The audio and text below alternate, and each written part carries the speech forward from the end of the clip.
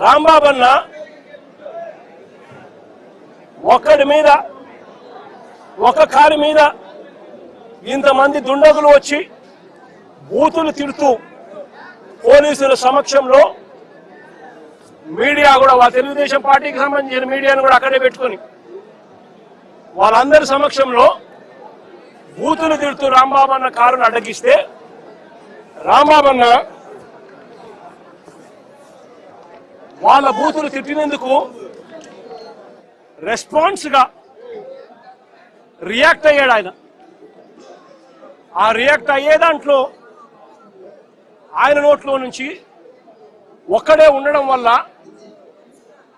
ఇంతమంది చుట్టుముట్టి ఆయనను కారును బాదుతా ఉన్నారు. ఒక వైపున ఆయన మీద దాడి జరుగుతూ ఉంది, మరోవైపున ఆయన తిడుతూ ఉన్నారు.